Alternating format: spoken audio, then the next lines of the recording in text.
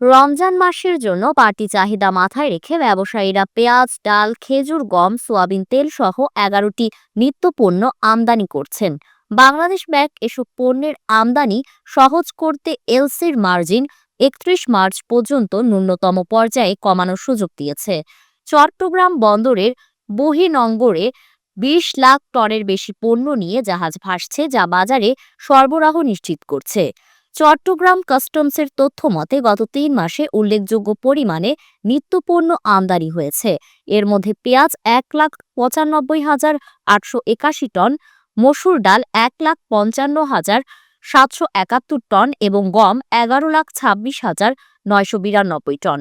খেজুর ও সোয়াবিন তেলের আমদানিও বেড়েছে, যদিও ছোলা, চিনি এবং পাম অয়েলের আমদানি আগের বছরের তুলনায় কমেছে।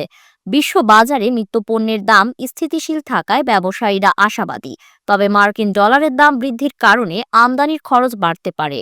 টিকে গ্রুপ এবং সিটি গ্রুপের কর্মকর্তারা জানিয়েছেন, সরবরাহ সংকটের আশঙ্কা না থাকলেও ডলারের মূল্য বৃদ্ধি বড় চ্যালেঞ্জ হতে পারে।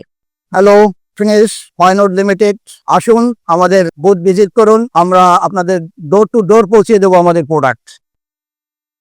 বাজার বিশ্লেষকরা মনে করছেন, সরবরাহ পরিস্থিতি ঠিক থাকলেও স্থানীয় পর্যায়ে কারসাজির কারণে দাম বাড়ার আশঙ্কা থাকে। বিশেষ করে কিছু ব্যবসায়ী সরবরাহ নিয়ন্ত্রণ করে দাম বাড়ানোর চেষ্টা করতে পারেন। এজন্য দৈনিক ভিত্তিতে নজরদারি গুরুত্বপূর্ণ। খাতুনগঞ্জের বাজারে ব্রাজিল, জার্মানি, ভারত সহ বিভিন্ন দেশ থেকে আমদানি হওয়া চিনির সরবরাহ বেড়েছে। এর ফলে চিনির দাম কমে প্রতি মণ 4,200 টাকায় নেমেছে।